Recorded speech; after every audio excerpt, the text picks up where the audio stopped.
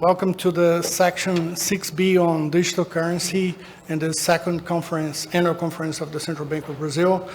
Today in this session, we're going to have the opportunity to discuss some important aspects of digital economy. And as you should expect, we have two papers on CBDC, on this digital world, and one paper on digital currency in general. The first two papers, the two papers on CBDC, they deal with subjects that are very important for the central bank. Actually, they are written in the mission of the Central Bank of Brazil, monetary policy and financial intermediation. We're going to have the opportunity to see how a CBDC affect those aspects and what are how does this reflect on the whole economy. And afterwards, being a little more daring, we have a third paper on the discussion of efficiency of cryptocurrency markets in regard to the format of the markets, whether they are centralized or decentralized. Then I forgot to introduce myself. My name is Fabio Araújo. I work here at the Central Bank. And I would like to welcome Professor Michael Comfort from the Bank of England to present the paper CBDC Policy Rules and Welfare. Thank you. Thank you. Thank you to the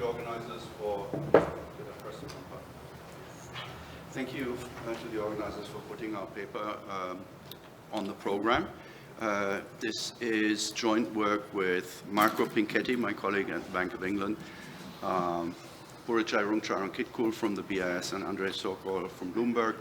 But the usual disclaimer applies to all of us.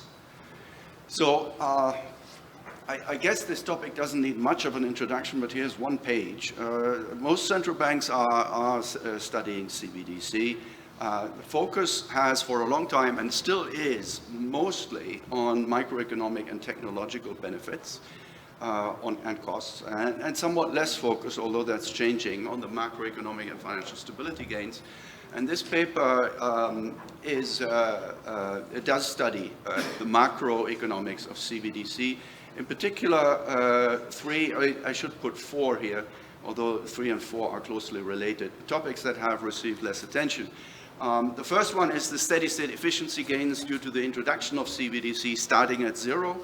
And to anticipate the results, we find that there are 2% welfare gains there.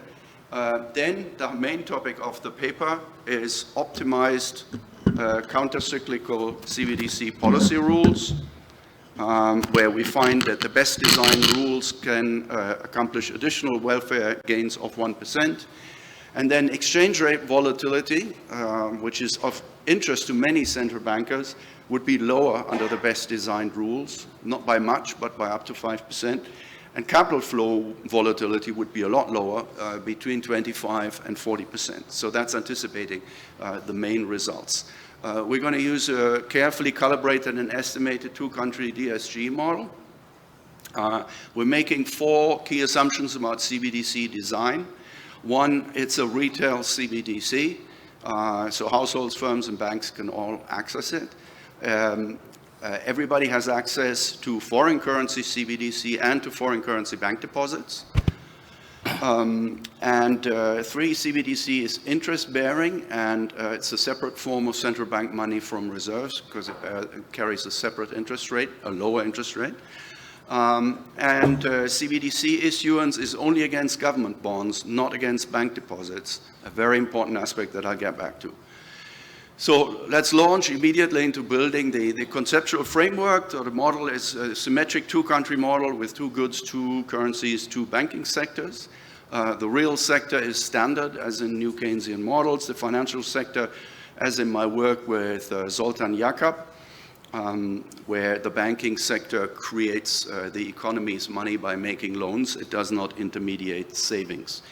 Monetary policy is specified as a Taylor rule plus a CBDC rule. So there is going to be 2 policy rules that the policymaker can use. He can also choose not to use the second rule, which would be cash-like CBDC. We'll also talk about that.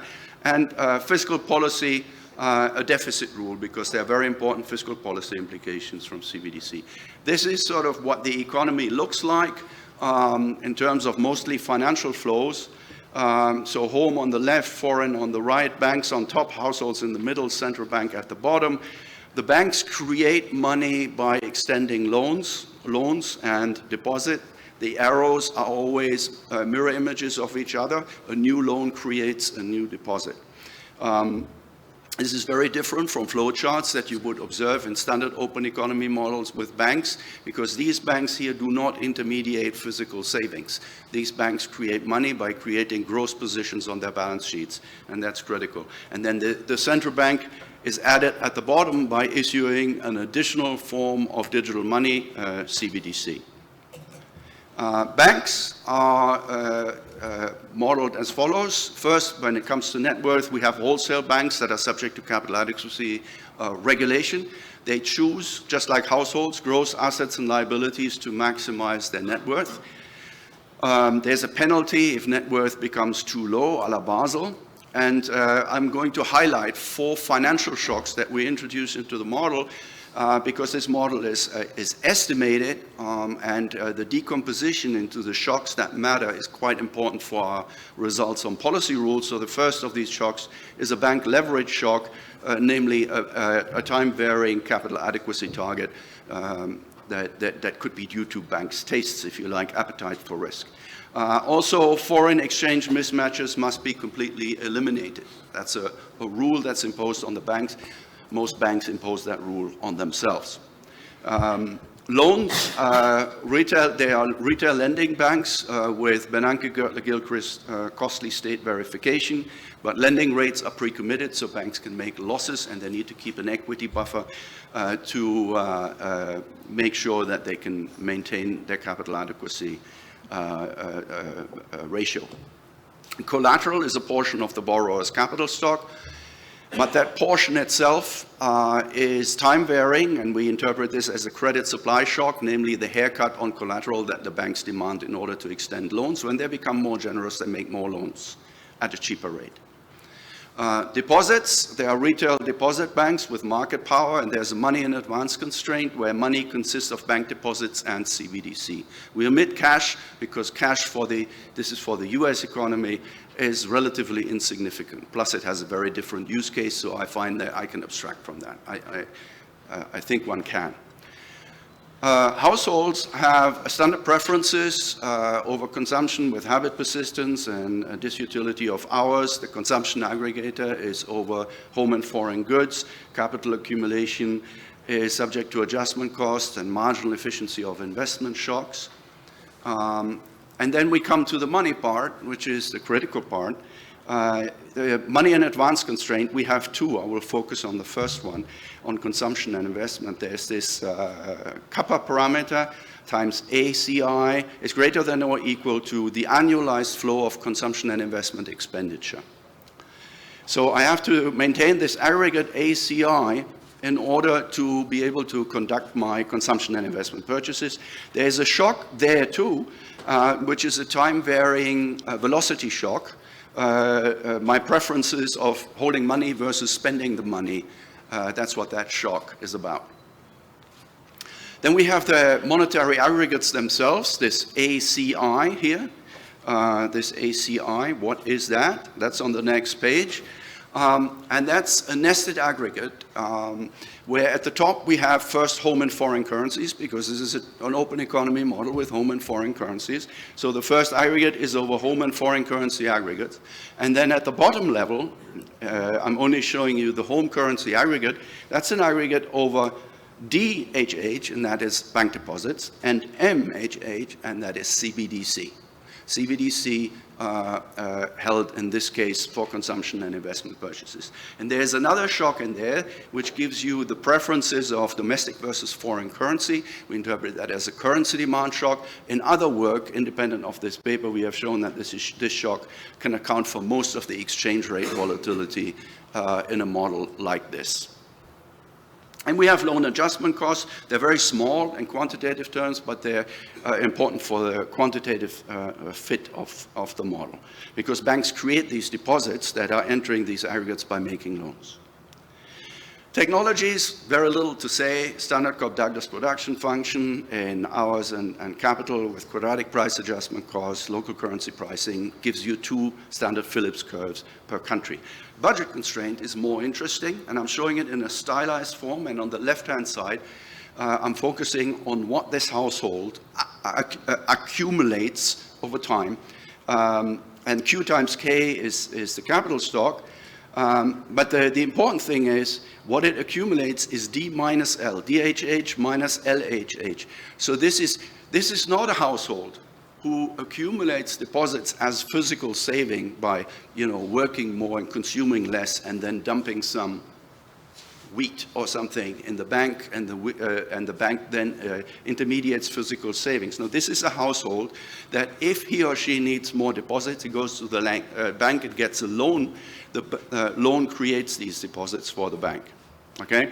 Over time, of course, the two can diverge because you can spend some of those deposits over time. And so if you look at the total of those items on the left-hand side, that's a net position. But the net position itself is the outcome of maximization over gross positions. The banks do the same thing. And this is critical for properly representing gross international capital flows and gross domestic capital flows. Too, again, we have another companion paper that goes into that in more detail. Now, fiscal policy, we have a budget constraint, B plus M on the left-hand side. That's debt plus central bank digital currency. And on the right-hand side, we have the interest on debt and central bank digital currency plus spending minus taxation. The important thing is, nowhere in this budget constraint, which is consolidated between the government and the central bank, do we find bank deposits. What that means in model terms is that this government, including its central bank, does not accept bank deposits in exchange for CBDC. So for this government to issue M, it would have to get B. It would have to get government bonds. This government or this central bank only issues CBDC against government bonds. It may choose at times to also issue it against bank deposit, but it doesn't make an unconditional commitment to do so, which gives it the ability to declare a digital bank holiday if there is ever a run into CBDC, and that's very important for financial stability. The orange circled item there is the interest on government debt. The interest on government debt will be lower if you issue a lot of CBDC and buy back government debt, because the amount of defaultable government debt held by the private sector will thereby be reduced, whereas CBDC is money and is not defaultable because you cannot ask for repayment of money in something other than money. The interest on CBDC itself is very much lower than the interest on debt. And that's because it has a convenience yield, because it's money. And just like bank deposits, people are willing to hold liquid assets for a lower interest rate than illiquid assets. Okay? Then we have the fiscal rule. The deficit ratio is equal to some target minus a coefficient times the output gap. So that represents automatic stabilizers, which is turned on in some of the exercises in the model, turned off in others. Then we have monetary policy, which is just a standard Taylor rule, forward-looking Taylor rule. So that part of the economy, including also the banking system, a lot of parts of the economy remain as they are. But now we add CBDC to this. And we have here a CBDC interest rate rule. This is alongside the Taylor rule for the interest rate on reserve. So we have a second policy tool here. And this is the interest rate on CBDC is equal to, is at a spread in steady state under the policy rate because of this convenience yield. And then we have feedback terms to either inflation or credit. With a negative coefficient, what that means is that in a boom, you make CBDC less attractive. That withdraws purchasing power from the liquidity from the economy, fewer purchases, less activity, and thereby cooling down the economy. The key insight from this, and that's very often misapprehended in the debate about CBDC, is that a lower interest rate on CBDC is contractionary, not expansionary. A lower interest rate on CBDC is contractionary, not expansionary. This is very important because it's an interest rate on money.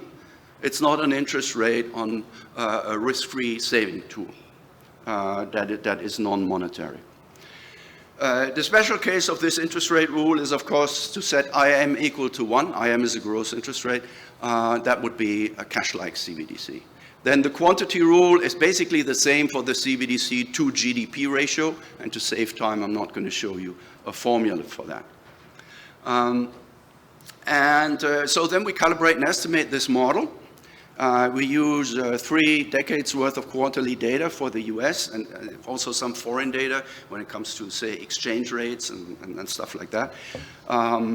We calibrate the steady state and estimate all the dynamic parts of the model, imposing symmetry across the 2 countries.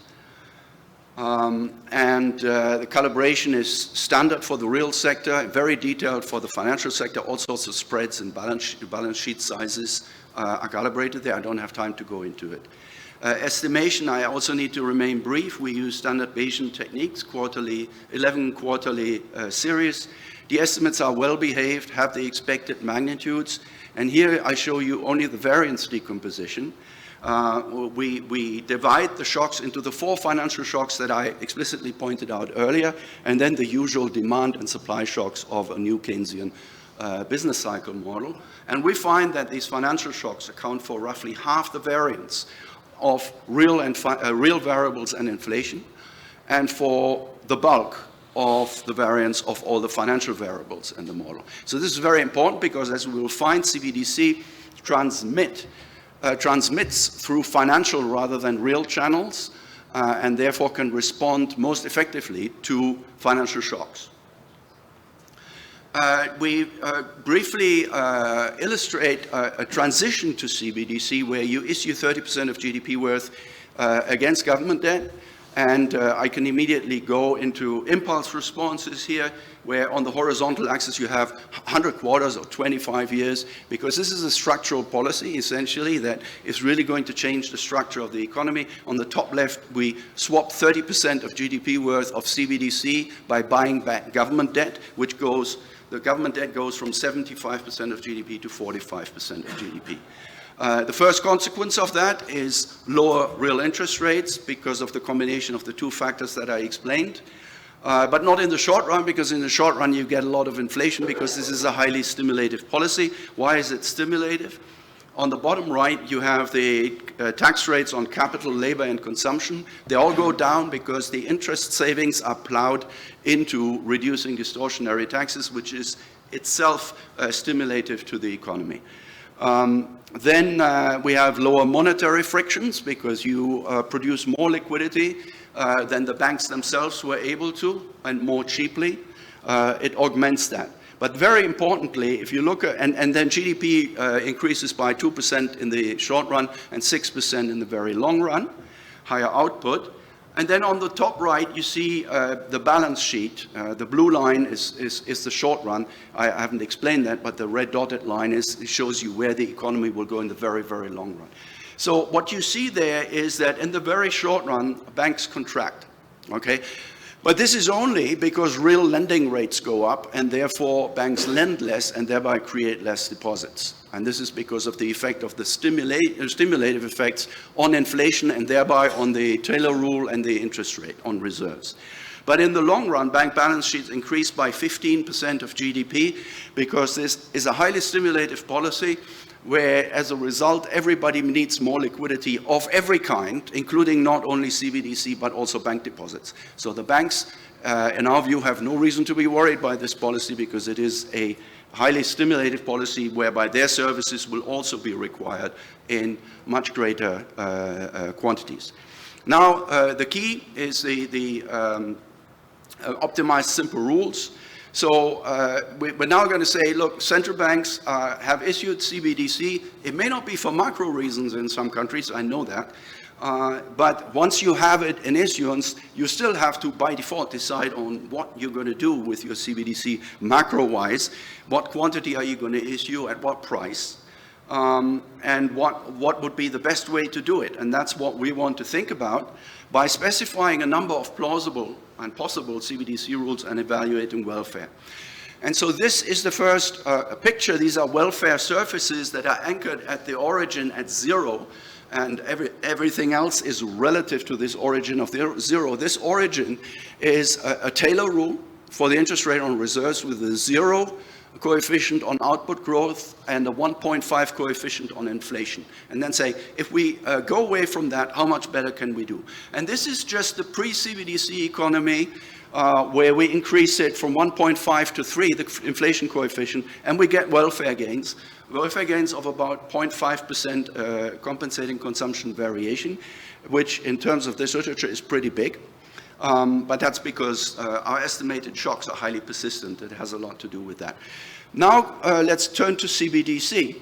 Now let's have it, together with the Taylor rule, a CBDC interest rate rule with a credit gap, not an inflation gap. And we find that the welfare gains go to 1.01%. And almost half of that, 44%, is accounted for by the countercyclical credit gap rule for CBDC, which you see on the northwest pointing axis here. You still see on the northeast pointing axis, that's still the Taylor rule inflation coefficient. And that's the best CBDC rule. It's a significant welfare gain at 1.01%. Then we go to a quantity rule with a credit gap, and we find that in this case, there is very little gain from using the CBDC tool countercyclically. And there's an explanation for this. The key shocks that are responsible for this are financial shocks. The logic goes back to a very famous paper by Poole in 1970 on do we want to use interest rate rules or quantity rules? And he found that if you have a lot of money demand shocks, then if households want a lot more money, but you fix the quantity of money, then the activity has to go down, and this is highly destabilizing for the real economy. This is a generalization of that effect because in this model, all 4 financial shocks are not shocks to money demand per se, although one of them is, but they're shocks to excess money demand. Some of them are shocks to credit supply and thereby money supply. Some of them are shocks to money demand. Some of them are shocks to just one type of money, which is one particular currency. Okay? So that is why interest rate rules are better, because they more flexibly accommodate shocks to money supply and money demand, basically. I'm going to skip over this in the interest of time.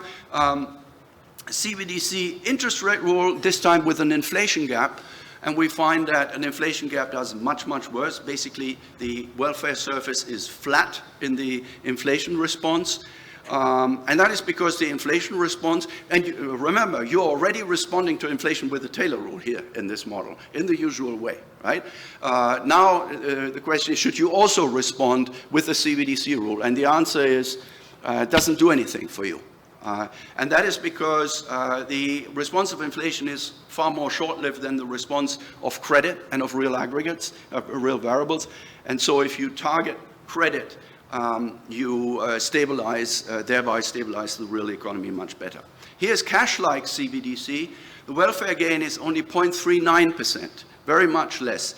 To decompose that, about 0.3% of that is due to the Taylor rule, because what matters, what you want to do with CBDC, you want to change the opportunity cost of money, right?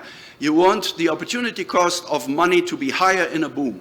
Now, if you have a Taylor rule that goes up in a boom and the CBDC rate doesn't move, you do increase the opportunity cost of money, but not by as much as you could if you also lowered the CBDC rate, okay?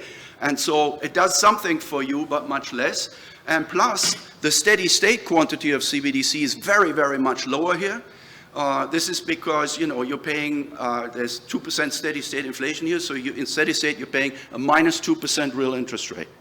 This is actually, nowadays, in today's economy, this is even more important because now the alternative interest rates that people can get relative to CBDC are even higher.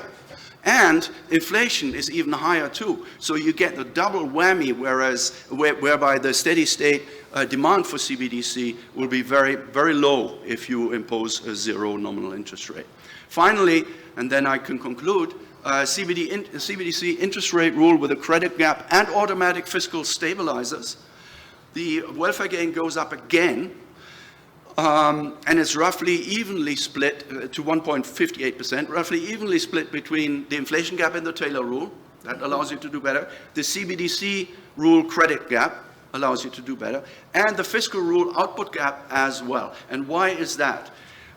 With an aggressive CBDC rule, it ends up that when you have a counter-cyclical fiscal policy, the way you finance that, those transfers, for example, is by printing CBDC, not debt. That's an endogenous outcome of the model. 90% will be financed by CBDC issuance, and this stimulates output through a liquidity channel in this model, and this has strong echoes of Friedman's 1948 result that the most bang for your buck counter-cyclical policy is a money-financed fiscal deficit, where in this case the money that you're financing it with is CBDC rather than cash as he probably had in mind. So summary, we find efficiency gains from CBDC issuance of just under 6% output gains, welfare gains 2%. Bank balance sheets grow in the long run, and what I didn't point out is that bank average funding costs actually remain constant here. Optimized simple rules, we find that the best CBDC rules are interest rate rules that respond to credit gaps, not to inflation gaps, not to output gaps. And lower welfare rules comes from the alternative of quantity rules, responding to inflation gaps, also reserves rules, didn't have time for that, and cash-like CBDC. And fiscal stabilizers increase your benefits even more. And finally, on the open economy, this is the only thing I'm going to say about this, you can show that CBDC policies reduce exchange rate volatility under the best rules, not under everyone, but under the best rules, by between 0 and 5%. It's not very much, but it doesn't increase the volatility of the exchange rate.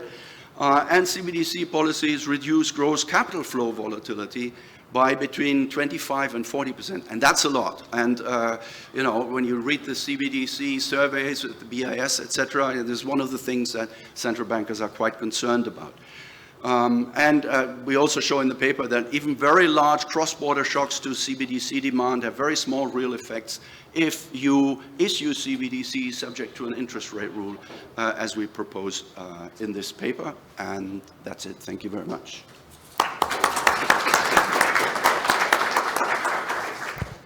Thank you, Dr. Kemhoff. Now I would like to invite Lucas Almeida, professor from Universidade Federal do Rio Grande do Sul, that is going to connect to us. Okay.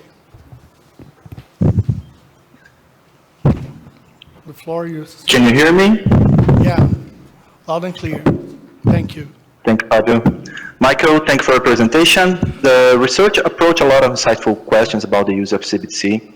And it's not the first time that I have seen this research specifically. My question here is regarding the unions. For unions, why modeling it as a monopoly instead of monopsony? But because the issue is that union as a monopoly rise the wages above the perfect competition.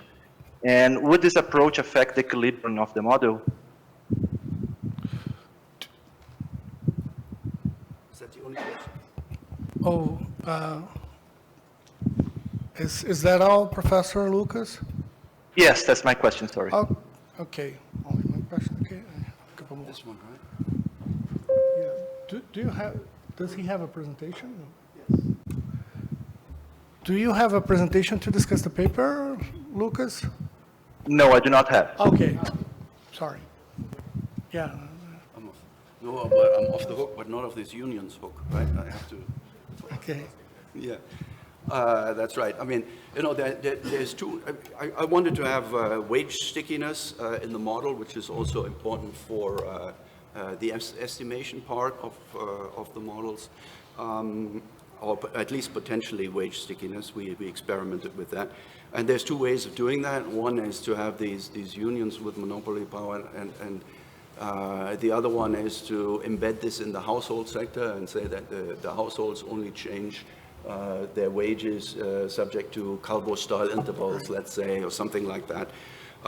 That's much more complicated to do in a medium-sized model like this, and so we decided to do it this way.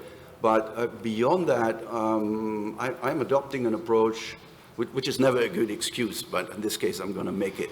I'm adopting an approach that's very common in the literature in order to generate wage stickiness. So I'm not sure what more to say on this. Okay, thank you. Well, then we could collect some questions from the audience. And while you're thinking about your questions, I can make a few here. One thing that you have mentioned, Professor, is that capital flow volatility and FX volatility is quite a concern for most emerging markets when they think about adopting a CBDC. I know that it's a very complicated, complex model. It's hard to convey everything in 20 minutes. Then I would like to understand a little better what is the mechanism that reduces the volatility in your model? Okay. Yes. So basically, we define, first of all, define capital flows, right? So what we did is we took the simple sum of all gross cross-border positions of the private sector, meaning between households and commercial banks. Because we are worried about capital flow volatility destabilizing our financial systems, right? Excluding capital flows into or out of CBDC, because that does not per se destabilize the financial sector, unless there are some general equilibrium effects whereby it does, right? And so we define capital flow volatility like that, the sum of those gross positions. And essentially what we find, there's one steady state effect. If you issue CBDC, the size of cross-border balance sheet positions is going to be smaller to start with. So any kind of volatility, starts from a smaller base. But then if you issue CBDC subject to an interest rate rule, you can very smoothly accommodate demand for CBDC. And so if people want more of your currency, for example, they can quickly get you a CBDC. And there's less need for the private sector to respond to that by building up or decreasing its gross positions. Without going into more intricacies, I think that's the best I can do. Okay, thank you. I have a question, Marcelo? Hi, Michael. 3 questions very quickly. The first one is, it strikes me on this modeling that, forget about CBDC just for a second.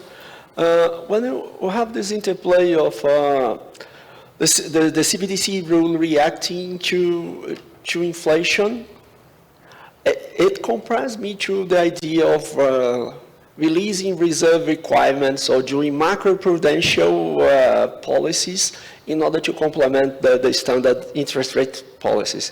So as a side, you end up showing the principle for separation, orthogonality between policies just by floating this. End up being a kind of empirical evidence of that. Yeah, maybe we can go back and forth on this, so to make sure I understand your question correctly. So you're basically saying balance sheet policies, which is what this is, right? So UDC is a central bank balance sheet policy,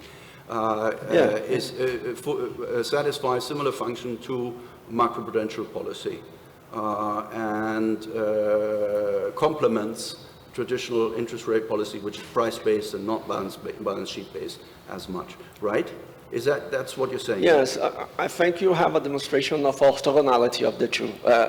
if they both target the same thing, the second one wouldn't add too much. Oh, in that sense, certainly. Yeah. You wouldn't add too much, and that's why, for example, if you have, that's one of the reasons, but not the only reason why, if you have CBDC interest rate also target an inflation gap, in addition to the Taylor rule, that doesn't do much for you. But in addition to that, I mean that the two are not orthogonal in this model. Remember that CBDC policies, financial shocks account for 50% of the variance of real variables and inflation. So that's a lot.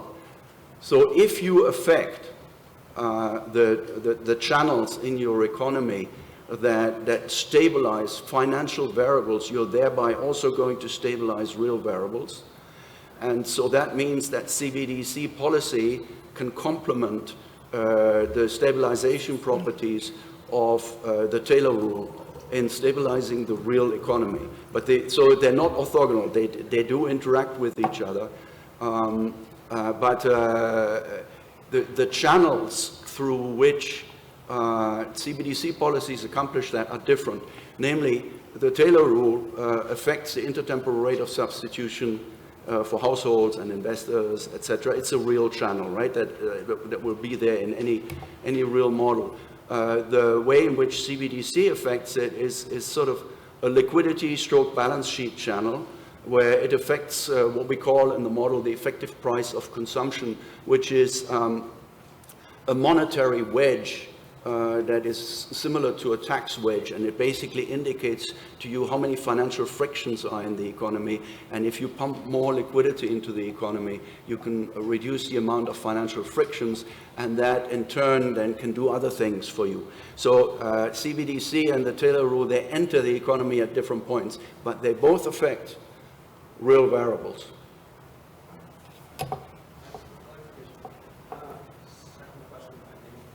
Okay, we have time for one more question.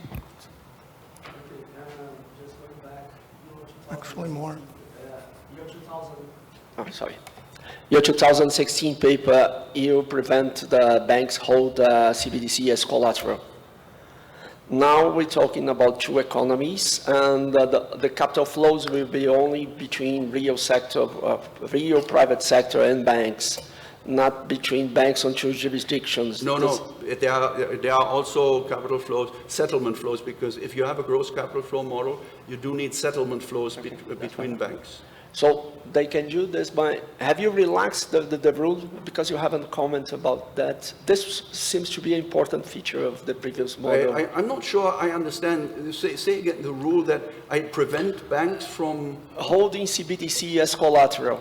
No, not from holding CBDC as collateral. That was never on the horizon, on the radar screen. But I didn't have banks holding CBDC, but not by preventing them, but by the structure of the model. Yes. Because CBDC is a retail medium of exchange that has a low interest rate, because households, not banks, households have a high non-pecuniary benefit from holding CBDC, and they are the marginal holder and are therefore willing to hold this CBDC at a very low interest rate. If the commercial bank does the same thing, it is going to have an asset that yields much less than government debt, much less than loans, because it has this high convenience yield. So commercial banks in this world would never have an incentive to hold much CBDC on their balance sheet, for commercial reasons, because it wouldn't make sense for them profit-wise. And the only reason why they hold it might be as a float. If they end up being the market maker for CBDC with households, then banks may want to hold a small float intraday in order to make a market in CBDC, but they do not want to hold it as an investment on their balance sheet because of its very unattractive interest rate. So that was not by assumption, but by the endogenous logic of the model, that banks would never hold CBDC.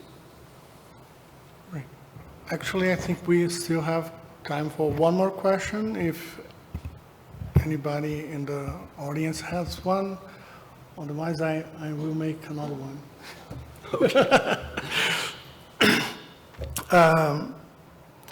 There's a sort of hierarchy in the policy rules in your model. The Taylor rule remains the same all through the paper, and you just change the CBDC rule. When we were thinking about this problem here of having a rule for setting the interest rate for the CBDC, the interactions looked quite complicated, and it could lead to some undesirable results. And I was wondering whether you decided to fix the Taylor rule because of that, to simplify the interaction between the two interest rates that you are creating in the system. Yeah, you're of course right that this is a really complicated field, right? We came up with these rules because we thought they were plausible, but there may be many other candidates. But so in that sense, I totally agree with you. Now, as far as the Taylor rule is concerned, we don't fix it completely.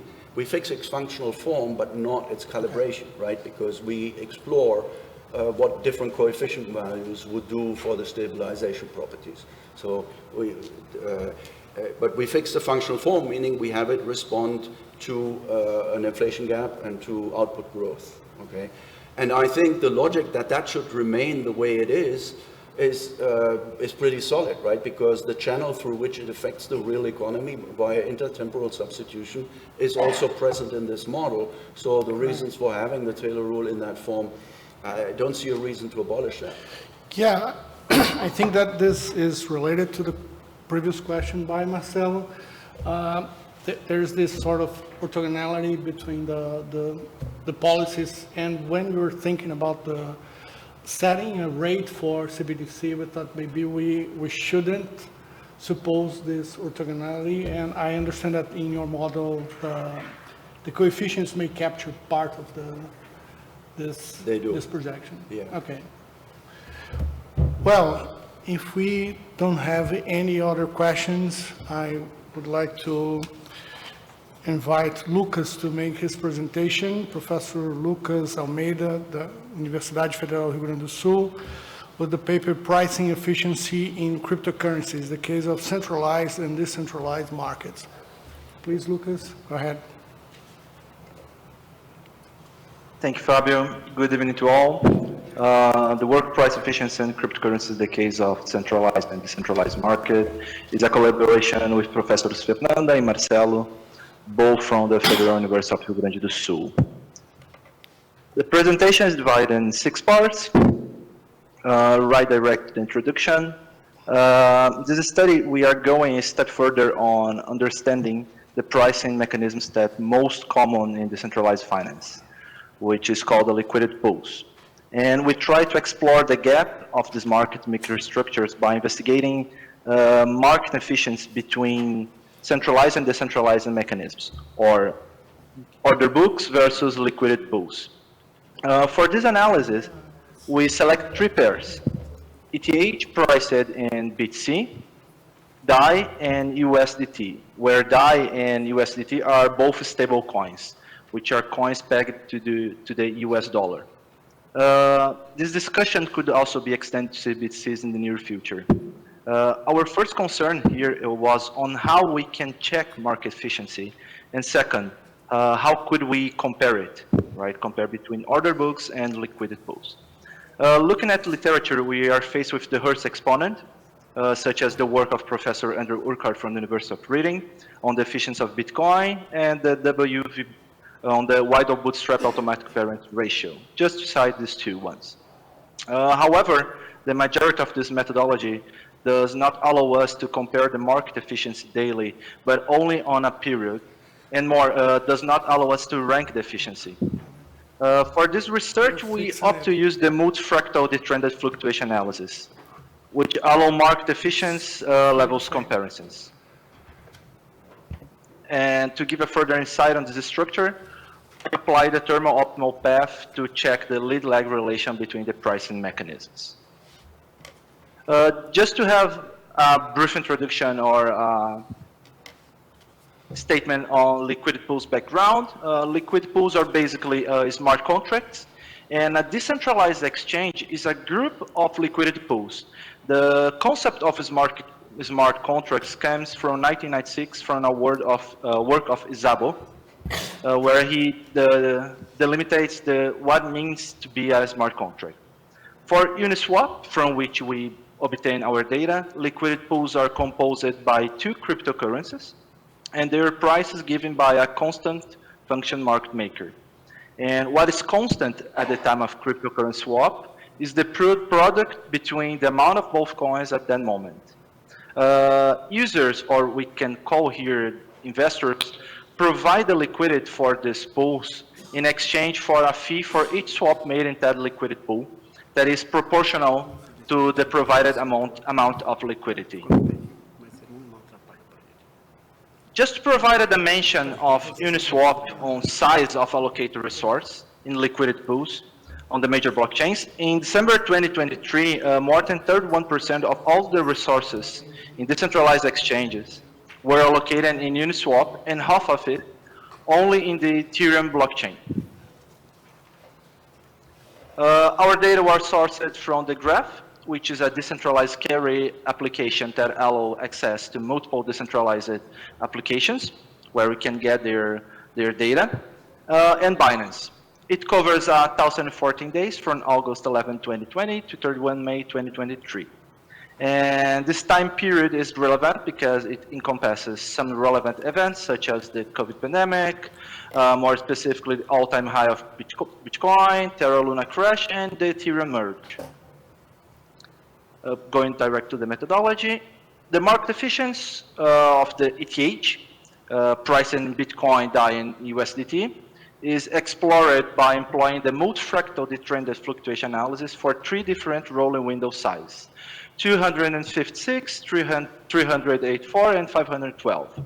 As stated before, the MFDFA will allow us to compare and then rank the market efficiency between order books and liquidity pools. The MFDFA is a 5-step procedure, where in the first one we convert the time series white noise into random walk by subtracting the mean. And in step 2, the trended time series is given by the difference between the actual value and its estimate, usually a polynomial here of degree 1. In step 3, for each segment, we square it to obtain the variance function. And in step 4, the kth order fluctuation is obtained by averaging the variance over all subintervals. Just a reminder that the fluctuation function, if q equals 2, then we have the Hurst exponent. And last, we analyze the log-log plots against the subintervals for each value of q, which are the order fluctuations. And we are interested in the inclination of this plot. With the spectrum in hand, we employ the market efficient measure, which seems to be, we actually need to explore it further, a score function. And when the market is perfectly efficient, this measure will be 0. We bring the paraments as well, and the literature here. Regarding the thermal optimal path, it helps us on the analysis of the causal relationships and lagged dependencies between two time series. It's an econophysics approach.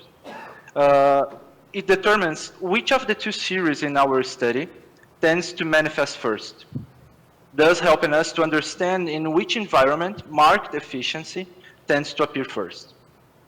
And further to the results, it's table here, lower values indicates higher market efficiency. CEX is centralized exchange and the EX is decentralized exchange. We can see that at short run of 256 days, centralized exchanges are more efficient at pricing ETH in DAI and USDT. Just a reminder that the DAI and USDT are both stable coins. However, ETH priced in BTC is more efficient in decentralized exchange. At 384 and 512 days rolling window size, decentralized exchange seems to be more efficient at pricing ETH in all of the three cryptocurrencies. These results are consistent with the literature, which brings that transparency, characteristic of decentralization, leads to price and efficiency, and arbitrage is also core to it. And we also bring a statement that behavioral statements of the different users from both centralized to decentralized exchange may cause this inference. the results of the thermal optimal path. In the table, negative average lags indicates that decentralized exchanges leads to market efficiency. So the decentralized exchange leads the price efficiency of ETH in DAI for a window of 512 days, as well for ETH price in USDT for 256 days and 512 days. And ETH price in BTC leads the market efficient against Binance in all window sizes. Throughout the presentation, I already tried to delve into the analysis and effects. I think it's a good approach. We observed that in the procedure is that there are impacts of market transparency and arbitrage opportunities on market efficiency. The results also indicates that there are opportunities for algorithmic trading strategies, which can capitalize in the inefficiency and in the lead-lag relation between the markets. For future works, we intend to expand the number of observations and the amount of centralized and decentralized exchange. And we are already implementing the asymmetric and multifractal detrended fluctuation analysis, which can also detect the asymmetry of the scaling behavior. And going further in the analysis of the market efficient in decentralized environment, it can be given credit to the nimble adaptation and evolving technology of this emerging culture. Thank you.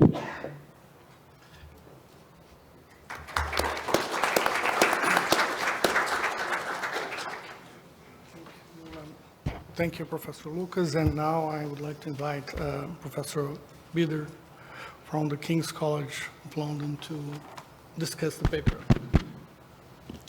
Cool, thank you. Thank you very much. Enjoyed the paper. It's definitely on a super hot topic and an important one. I'm going to really structure my discussion around just 5 comments because the paper is at a fairly early stage, so I think it's probably the most productive thing. First is a sort of fairly trivial one perhaps, but I just generally define things clearly. I was reminded, whenever you go to a conference, macro conference, there's always some sort of ghostly soul there trying to convince you that wavelets are the next big thing, right? And wavelets are never going to be the next big thing because nobody ever explains them properly. And I had a little bit of a feeling here. There's a lot of unfamiliar methodology used, to get sort of a sense of cross correlations over time. I would just use standard tools rather than just sort of non-standard tools, or at least if you're going to use the non-standard tools, just define them, just take the time to define them a little bit more carefully. But it's not just a question of tools. I think there is actually a deeper issue of deeper definitional issue about econ. And I think there is interesting econ there, so this is not a deep criticism, but I think you just need to be very clear from the get-go what you mean by efficiency, because I think there's quite a few concepts sort of floating around in this paper, and it gets quite confusing, at least to me, which one is the most important, or if they're all important, or how they relate. So there's a flavor in this of like prices should follow some sort of random walk, and that's a measure of efficiency. That's a measure of efficiency that maybe is slightly being questioned, because obviously time-varying risk premium give you predictability, but it's one.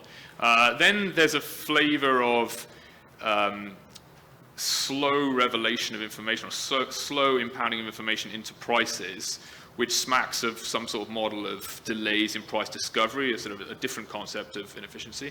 And then you also talk about prices on different exchanges, which sort of makes you think of price dispersion, limits to arbitrage, and so forth. So all of these are sort of bouncing around, and together with the unusual tools, it's actually quite hard to tell, what sort of efficiency losses and where they manifest. What sort of efficiency losses there are and where they manifest. So I would just be clearer. For example, a good example, you've got this thermal optimal path thing, which seems to me a glorified sort of non-parametric way of getting at lead-lag structures. But you talk about the lead-lag relationship between market efficiencies as if you already calculated efficiency within a given market, and now you're going to have a different concept of efficiency, which is how they relate to each other. So it's just unpack it for the reader a little bit. But this is a sort of a technical comment. More economics, I think, would be good. I mean, I always feel with these things that you want to have a toy model and then apply your statistical methods to them. So, like, give me a model where there's a very clean concept of inefficiency. Run your methods, this top thing, this, the multifractal thing. I'm always terrified whenever I see the word fractal. Just run it on a model where you can be very clear in the model what inefficiency is, and you show that your methods pick it up, right?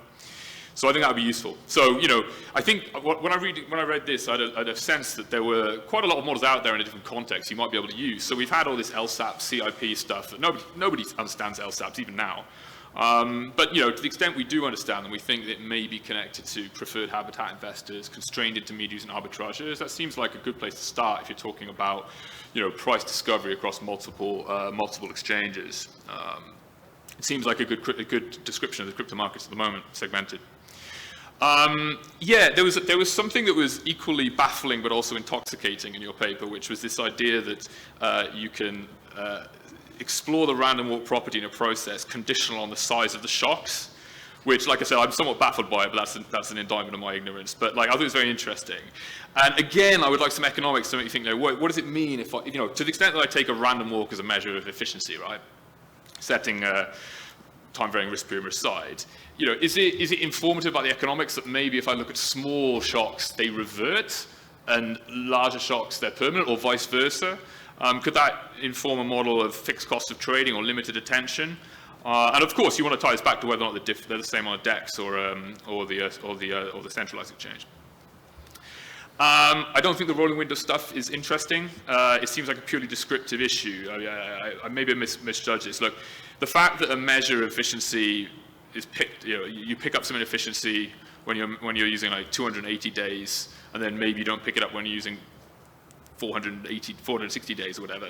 To me, the fact you've picked it up in any of these windows is informative. The fact that when you use a wider window may be telling me something about the dynamics with which this symbol of maybe this temporary price dislocation dies out, like in a fire sale, you get fire sale, prices get dislocated, then eventually, you know, capital comes in to take advantage of the non-fundamental price, earn a return. And so I think these windows, if it's interesting because it tells you how quickly there's evidence of price dislocation or slow price discovery dies out. So again, tie everything back to econ if you can.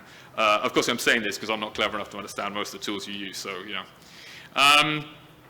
Events and regimes, you alluded to this in your talk, and it sounds like you're going in this direction, but it wasn't in the draft that I saw, at least. You know, there's a lot, you know, what's the Chinese saying, right, I hope you live in interesting times. Well, we've had very interesting times in crypto, lots of events, right? You do a lot of work with unconditional correlations, which is how I regard your thermal thing. But why not explore dynamics conditional on some sort of natural experiments, an event, like big exploits, a big collapse, you mentioned Terra Luna, a big collapse of stablecoin, a bankruptcy locking up the capital of arbitrageurs, right? So a bunch of, you know, liquidity providers and arbitrageurs in these DEXs presumably had a bunch of their funds locked up in FTX and previous crashes. I think those are the sort of things you should look, and then you see how, you know, after some information is revealed to the market, how does it ripple through different DEXs, on different chains and versus Binance. That would be good. So it's more of a conditional analysis rather than unconditional. There's been loads of change over the years, and I would love to see you do, I mean, you've got like 3 years of data, you know, and in that time, a lot has happened in crypto. So you do actually have subsamples that you could legitimately, you know, analyze. I would love to see some of your descriptors and how they vary over time. I did some really rubbish, dirty work looking at Uniswap v3. And early on, we saw massive opportunities for arbitrage. So overnight, we would see these price dispersion widen overnight, and then all of the crypto bros in New York would wake up, and then the price dispersion would collapse. And then they'd widen while these crypto bros and bro dudettes are at work, and then at lunchtime they get back, and then they close again. So 3 years ago, this you know, the amount of arbitrage was trash. Okay, but now there are bots and stuff like this, and that pattern's gone completely. So, you know, if I could do it with my appalling ability at this stuff, I'm sure you can do it better. And also, I'm sort of surprised you don't look into the variation in gas fees, right? If you're trying to arbitrage stuff between, you know, on chain in these DEXs, right? It's going to matter whether or not it's worth you mobilizing your capital to arbitrage away something if you've got to pay an absolutely massive gas fee. So variation in gas fees seems like a really good avenue for you. And I was very surprised this wasn't discussed in the paper. That should give you some sense. You know, look at when CryptoKitty came in and like messed everything up, right? With gas fees. Do you see some of your inefficiency measures, you know, blow out during those periods when nobody can afford to actually arbitrage anything? Also, you know, MEV bots and things like this sometimes make it not worth your while to even do the research to find the arbitrage in the first place. My point is there's quite a lot of econ happening out there, a lot of events. Do your stuff, you know, conditionally and in subsamples. I think that would be a really good avenue. You say something interesting at one point. You made a comment about how ETH pricing was better in the decentralized in Uniswap. because there was a sentence, I can't remember what because it was deployed, because you were looking on the Ethereum mainnet. Well, Uniswap is deployed over various blockchains, right? So why didn't you do a within Uniswap cross-blockchain diff, right? Like sort of like, you know, if it is about the fact that you're pricing something that is the native token of the mainnet of ETH, then look at like, I mean, it's deployed on other chains as well. So I would compare the performance of DEXs on different chains that are pricing ostensibly the same asset. Yeah, I mean, you could also look at Uniswap v3, and maybe that's the way to filter out some, you know, the v2 is very simple, v3 is a bit more complex, maybe you have a different set of investors of different levels of complexity, more likely to arbitrage away stuff. On the ones who were present in v3, maybe they're more sophisticated. That was one other thing that caught me. Policy implications, are there any? Probably. There's a massive debate at the moment over stablecoin reliability and whether or not they can maintain their peg in secondary markets. So it's often point is often lost, but you know, things like Tether, they've always converted. They've never failed to convert. But the price at which they float, yes, it is broken away from one. Okay, and I think to the extent that your paper, you know, informs us about how prices are formed, I think it must have implications for this debate. You know, because the ability to exchange cleanly on AMMs for, you know, some sort of, yeah, some other currency is really important for this maintenance of value of stablecoins, although I think, as I say, that's a little bit overplayed. So yeah, it's cool techniques. I would really sell them. Don't become the wavelet guys, just crying in the wilderness with your cool techniques. Show us that they actually can inform us on econ as well. Cheers. Thank you, Professor Bieder and Lucas, would you like to make any comments on the discussion of Professor Bieder? Sure, thanks Professor Riz for all of your information. It was amazing to have such analysis, deep analysis on it. It's actually a draft, we are evolving on it. The main issue we saw here that we checked is because of the length of the amount of data we could have. We initially start after 3 months after the launch of Uniswap v2, and when Uniswap v3 is launched, we give 2 months back to end our analysis. So we could not yet compare, and the market, the amount of liquidity pools, the amount of liquidity overall in Uniswap v2 is decaying because of Uniswap v3. The problem we already have, we had actually, was to get access to data from other centralized exchanges using the graph.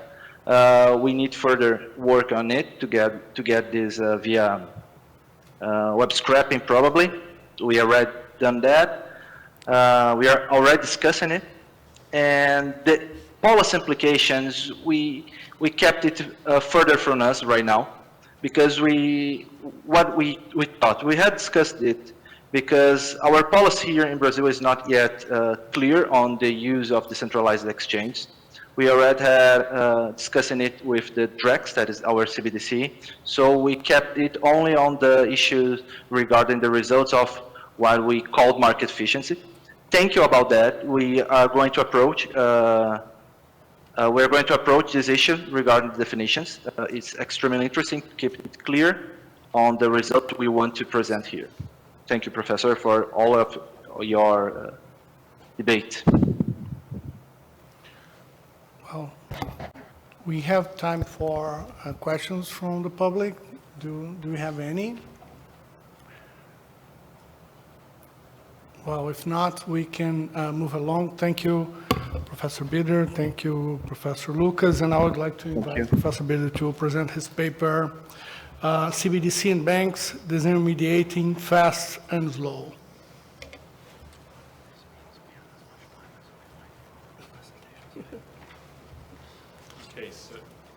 Okay, so thanks very much for putting us on the program. It's been really professional and a personal pleasure being here. Personal, I've met a lot of old friends I haven't seen for a while.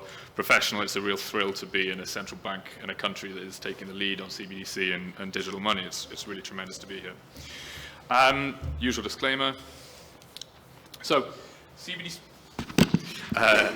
Two topics within the CBDC debate that we're going to focus on are the effects, two types of effects on banks that CBDC may have. What we're going to call slow disintermediation and fast disintermediation. Slow disintermediation is the idea that CBDC is going to compete as a payments method with bank deposits, thereby making bank funding more expensive and possibly shrinking the banking system.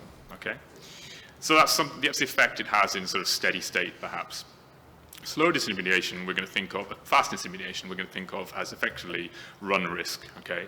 And in this quote from Panetta, he articulates this, the idea that CBDCs, because they can be held at scale in large amounts safely, they might be a sort of ideal asset to run to, thereby perhaps increasing the probability of runs and causing a deterioration in financial stability. So what we're going to do is we're going to address those two issues, coherently, we hope.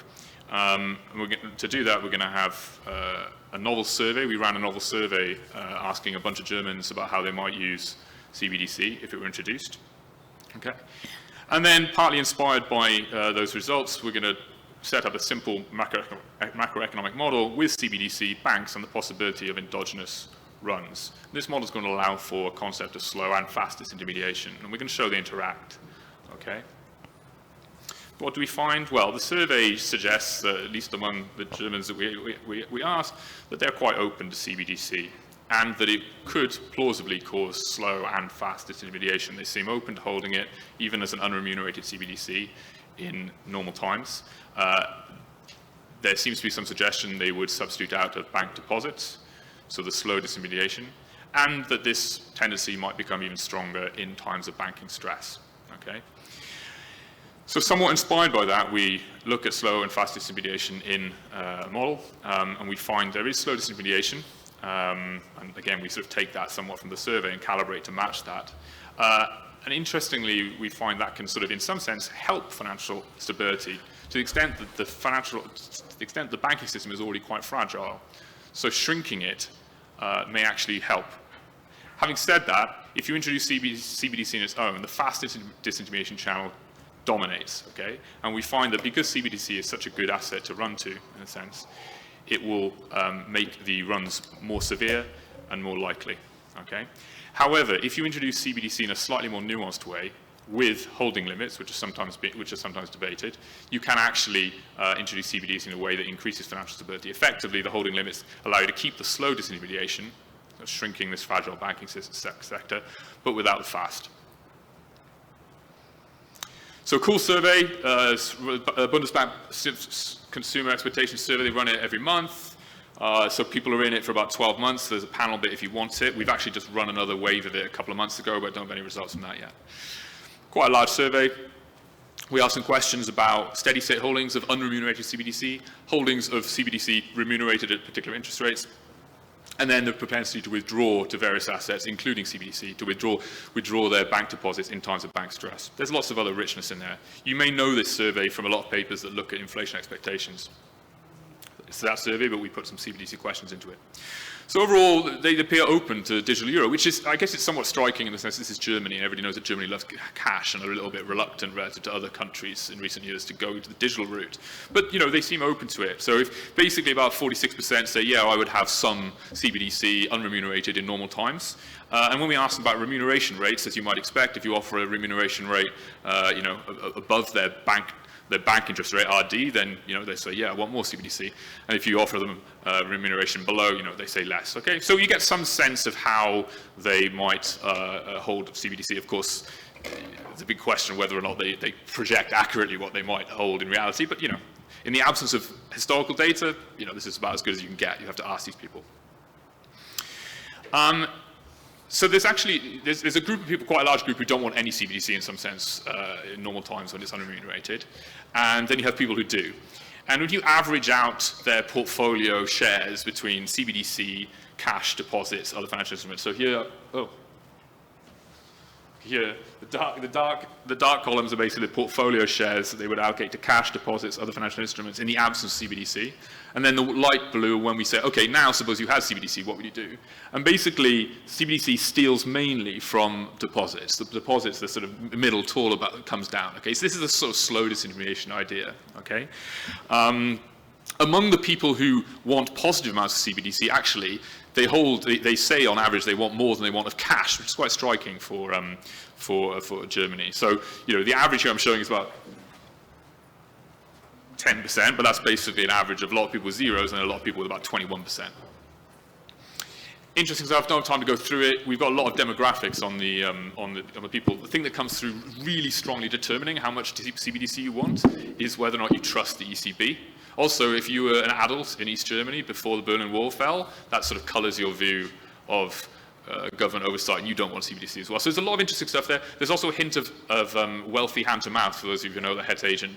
So basically high-income, high-net-worth people are less likely to want CBDC. It's partly because why would a really rich person put much stuff into a zero-yielding asset? They've got, as we know from the wealthy hand-to-mouth literature, we know they put it into high-yielding illiquid assets instead.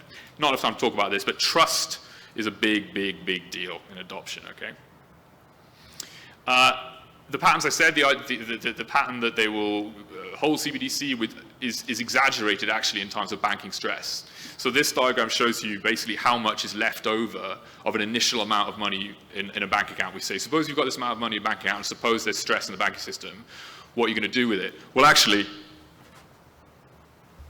they withdraw a lot of it. They run in some sense. So mainly, they mainly run to cash. But once you introduce CBDC, they substitute out of cash in some sense. They run to CBDC rather than cash. And not just substitute out of cash, there's actually less money left in their deposits than in the absence of CBDC. Okay. So, there's evidence of slow and fast disintermediation in some sense from this survey. Okay, there's a substantial projected reallocation out of bank deposits into CBDC in normal times, and that's enhanced in times of stress. Okay. So then we set up a macro model, and it's solved globally. It's highly nonlinear. It's quite difficult, so it's a very stylized model. But the aim of the game for this project was really to go from these. I've always been really bad at these T = 0, 1, 2, like 3-period Diamond-Dybvig type stuff. Right? I've always been struggled with those. And the idea was to sort of try to approach the CBDC question in something that was a bit more recognizably a medium-scale DSG model. Now, we want to speak to runs, and that is actually very technically difficult to do in a medium-scale DSG model, so we're going to borrow some on these new techniques from Gert Lickert, Aki Prestopino, and my co-authors John Michael Paper and Matthias Röttner. Okay? So, but there's going to be some sacrifices because of that, to get a medium-scale DSG model, non-linear with runs and CBDC. It's quite a complicated model. I don't have time to talk about everything. I'm going to talk mainly about the households and the banks. So households consume, work, invest, and maybe run. Banks, they intermediate between households and firms. And monetary authority is a bit of a shell authority, really, in this paper. They set the policy rates on non-monetary riskless assets. They issue cash and also CBDC. And there's also non-financial firms. So think of a new Keynesian setup, price stickiness, all that stuff. But there are firms that are issuing securities. Okay, they get funding from, perhaps in normal times from banks, but households are also able to hold those securities too. And in the background, government, very boring. And this is something we really want to relax. We've got bonds in zero net supply. They're setting taxes to balance the budget every period. That's something we really want to relax, and I think this may come up in Michael's discussion possibly. Okay, so households have access to 3 liquid assets: cash, CBDC, and deposits. Okay, cash and CBDC are unremunerated. Okay, the difference between them is that cash faces increasing convex storage costs. Right, it's all well and good having some cash in your wallet, but if you take out a huge amount of cash, you've got to find space for it. There's a risk in getting stabbed and mugged and so forth. So it's very realistic. Okay, deposits, bank deposits also act as money. They promise a return R, but of course the bank can only make good on that promise if people aren't withdrawing more than it can actually liquidate in value. Okay, and they may pay only a fraction of that promised rate if there's a run. Okay, these all enter a CEX aggregator that forms a sort of composite money. I've highlighted here this mu CB. That's the parameter we're going to try to calibrate off our survey, because mainly we're going to calibrate using historical data, but obviously there's no historical data for CBDC. So we basically tried to match how much cash for CBDC people say they'd hold, and we pin that down in the model as well. But the households can also invest in non-monetary assets. In particular, they can buy the securities issued by the non-financial firms. What's key is they're less efficient investors than banks, like in the Kiyotaki Prestipino or Matthias Röttner. Okay, banks, because they're sort of, we know there are various theories of why banks are better monitors of investments and firms. Banks are more efficient, and that's captured by the fact that if households in the aggregate, and households in the central bank indeed in the aggregate, are holding beyond a certain fraction of total securities in the economy, there's a sort of extra cost, hidden cost, shadow cost to them holding it, which is like a wedge in the Euler equation. What that means in practice is that if the banking system has to unload a pile of securities and the market and households and the central bank have to absorb it, then there needs to be a big price discount to clear the market to get the households to absorb it, because the effective price they're facing in some sense is higher than the actual market price. Okay? That's going to be important obviously in runs. So there's a state space that's partitioned into two regions. There's a safe region where even if everybody runs, banks are still able to make good on their promise. So really the run is off equilibrium. Then there's a fragile region where banks cannot repay if the run occurs. Now that makes runs possible, but we've got a sort of Diamond-Dybvig sort of flavor whereby it's possible, but it may not happen because, you know, there's multiple equilibria, you don't know, right? But, you know, as is standard in sort of larger models with multiple equilibria, it's implemented through a sunspot shock. So the bank needs to be in a fragile region, and there needs to be a sunspot shock that coordinates beliefs that everybody's running. Okay, what is that fragile region? Where it's basically where the economy's been going really well, it's got very highly levered, volatility's been low, everybody's levered up, asset prices are high. Okay, in this case, a run would really cause a massive price collapse, okay?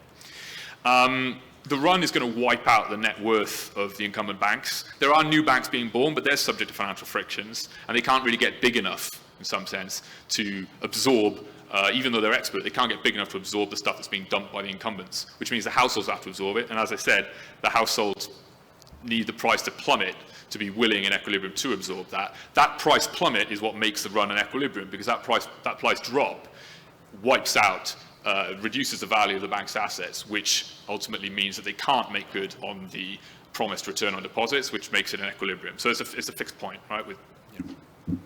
Okay.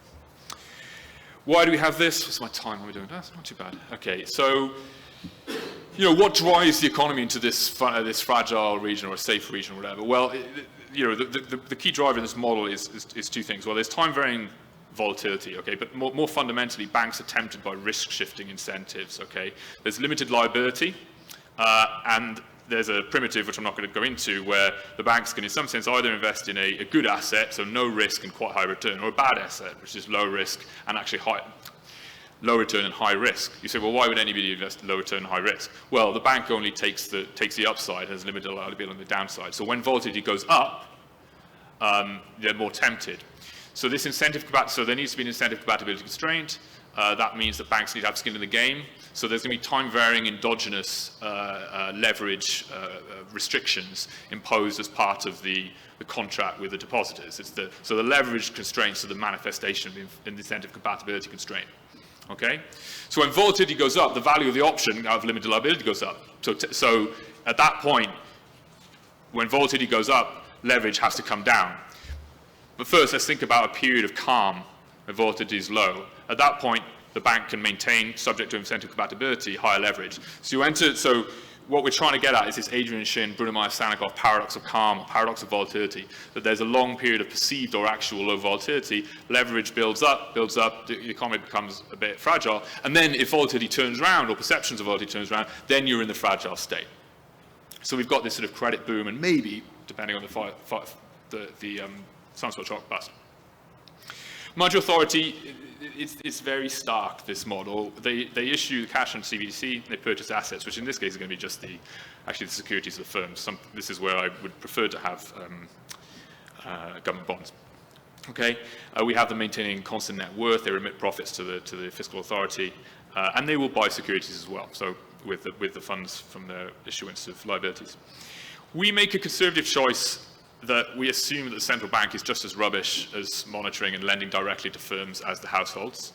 okay? That will caveat our welfare calculations, and there's a very difficult issue to be faced as to, how good is the central bank, what price is it willing to buy at?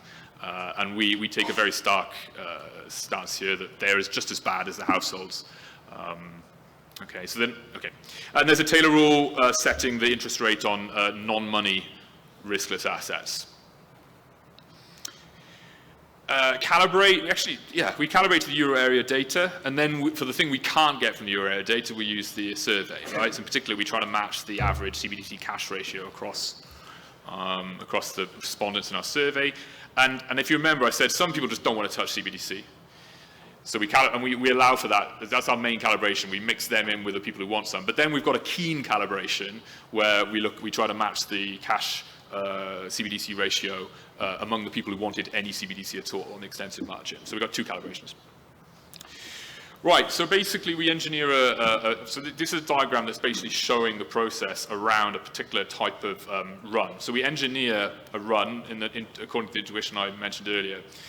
And you can think of this a little bit, this is sort of borrowing from Matthias' job market paper, you can think of this a little bit as, we have this paradox of calm that Bruno Mars-Sanikoff talk about. We have, the great moderation, we have, early 2000s downturn, it wasn't that severe, everything seems to be sorted, everything seems very calm, all of the measures of asset price volatility are low, so value at risk constraints allow you to lever up massively. So we try to capture this by imagining a run of declining volatilities, that's the top left corner. And that levers, the economy levers up, all the banks lever up, okay, and get a bit more vulnerable in some sense, but that's okay while volatility is low. But when volatility picks up, you're now kicked into this fragile region, because at that point, if there is a run, that high volatility is going to stop all those small new banks being born from actually absorbing the stuff that the incumbent banks are dropping. So if the incumbent banks do have to sell, then there's going to be a colossal drop in asset price, and that's going to justify the run. That's going to wipe out their net worth. Okay, so we're engineering a particular realization here. Then the question is, so that's the blue. Those are the blue lines, the run. But actually, if the sunspot shock doesn't switch on, there may not be a run, and the economy gradually delevers after volatility turns up. I'm not going to talk about the red line very much, but that's what happens if the economy goes into a fragile region, and then luckily it just never has a run, and it just sort of calms back down again. So so what happens? The bank run happens. Bank security holdings plummet. So that's the middle row, middle column. Okay. Total securities drop along with that. So households will absorb some, but they're not very good at it. So basically, it's much more difficult for the non-financial firms to raise funding. Okay. So total security is going to drop a bit, but in particular, bank securities go off a cliff. Okay. Output falls along with investment by a sort of Q theory result. The security price is plummeting in the background. This is a catastrophic recession. People run to CBDC. There's a big spike, bottom row, middle. Okay. The question is how does the present CBDC actually affect the severity of the run and actually probability? So it plays an important role because households will run to CBDC instead of cash, and CBDC has what we call a storage at scale property. You can hold a ton of it, and as long as you can remember your key, your password or whatever, it doesn't really, it doesn't take up space, okay? In contrast with the convex cost of cash holdings. So in the absence of CBDC, new banks would sort of be able to charge a liquidity premium on the deposits because nobody wants to hold enough cash. Nobody's going to take all of their stuff from the incumbents and just whack it into cash because you'll get stabbed or threatened if you have a pile of cash. So the new banks will sort of get a little bit bigger than they would in the present CBDC. So in the present CBDC, disintermediation is still going on, and the expert holders of assets, if you know the Kiyotaki Moore intuition and the Schleifer-Vishny expert holders of assets, they don't have the funding. So you end up with the households who are rubbish holders of assets and the central bank holding these things, and the price of the asset has to plummet as a result to clear the market. Okay. Knowing that this run is going to be much more severe, it expands the range of the state space where the economy is fragile. So ultimately, run probability is larger with CBDC. Okay, introduced without limits. We're going to come back to CBDC if you introduce it with limits. I've just said this intuitively, but the point about the disintermediation is shown here in the bottom left. Basically, the spread there is how much below the policy rate can the banks raise deposits at. So there, the blue one, it's really close to zero. So effectively, in the context of CBDC, the small banks they don't really have any boost to their funding. Their funding is quite expensive. Whereas in cash, they actually can raise deposits, at quite a generous spread underneath the policy rate. Yeah, so there's a couple of things going on. So CBDC actually shrinks the banking system and delevers it somewhat in normal times. That actually makes the economy safer, okay? But the dominant effect is the storage at scale effect that leads to a higher probability of runs in the end. And, welfare is really driven. So an area where I think, Michael had a nice model where, in steady state, CBDC for him actually improves matters. For us, it causes a deterioration in steady state because it does shrink the banking system, shrinks output, which ultimately feeds through to shrinking welfare. But the thing that really drives welfare in this economy is runs, right? They're so devastating. Like, basically, welfare runs, the implications are almost one-to-one between each other. And basically, people will pay, these are consumption equivalent welfare things, people will pay to avoid going into a world with CBDC. Why? Because the run probability is higher in the world with CBDC. And these are sort of like, it goes from like once in a century, you have a systemic run, to maybe 2.5 times a century, something like that, okay? But they're catastrophic, so they matter. So fast intermediation dominates. If you introduce CBDC in our simple model, naively, you're gonna worsen things. Then you would say, okay, well, is there something I can do about this? Okay, well, why not introduce holding limits? So the Bank of England has talked about sort of 10,000 to 20,000 pounds. Depending on who you talk to at the ECB, they've talked about 2,500 to 3,000 euros. It's quite a big gap there. It's something to research if you're a PhD student. And we introduced this. It's a global model. We can have hard limits. Because we're solving it, we can have these hard limits. And basically, the aim of the game is to set it so that you retain the slow disintermediation. You allow people to hold enough CBDC in the normal periods to sort of shrink the fragile banking system. But you have it set so it binds and stops that massive run to CBDC in the run periods and sort of leaves some hope for the small banks to fund themselves and sort of absorb the resources that are being freed up from the collapsing incumbent banks. Actually, given Michael had stuff on this, I hadn't realized, but we actually also show, although in a much less sophisticated way than Michael does, we do actually explore a remunerated CBDC policy as well. And it can sort of have the same effect. If you say that the rate paid on the CBDC is like the Taylor rule minus some wedge, how some policy rates move as in relation to each other, you sort of get the same choking off effect. Is that like when everybody wants CBDC, the rate it pays is going to plummet because the Taylor rule is plummeting because the economy is weakening, and that makes it much less attractive to hold, which sort of somewhat chokes off some of that run tendency. That's on a hyperlink. I'm not going to go into it now. Yeah, so Stark model, we're trying to get it's a little bit less stark than T equals 0, 1, 2, sort of diamond divig model. We've had to make a few sacrifices along the way, but I think it's, and also the survey is cool, to be honest. There's all sorts of crazy stuff in there. Crazy stuff, like the people who have the really high inflation expectations, they're the ones who hold lots of cash. It's just sort of interesting stuff. Yeah, so that's it. Yeah. Oh, yeah. We just ran another survey, and in that one, we actually asked people how they would allocate not 1,000 euros, but we asked them for different amounts depending on their wealth level. So there's a Hank paper coming in the next couple of months, so keep an eye out for that.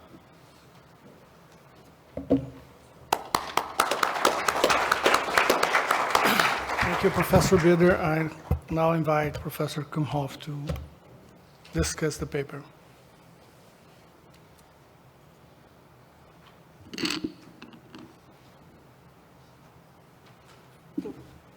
Do you need help with that? Do you need help with I guess I do.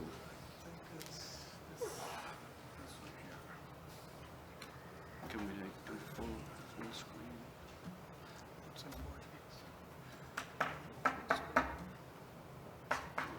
Good. Thank you. So I think we're running a little bit, we have some spare time, so I was planning to mercilessly take advantage of that because this is a very rich paper and it brings up a lot of crucial issues around CBDC and especially about banks being scared about the introduction of CBDC that I think I would like to argue against that because we're sort of tilting the playing field in a way where we give the banks reasons to be concerned that are, in my view, not necessarily correct. So that's what I want to spend a bit of time on, as the usual disclaimer. So first, the setup of the paper is a theoretical model of CBDC effects on bank disintermediation. There's a very valuable empirical contribution, survey evidence that I find very useful, and so that you know, what's likely to be the uptake, and because nobody really knows. And so this was a really nice part of the paper. The key features of the central bank in this paper is issues cash and CBDC against corporate equities. Okay, you said that yourself.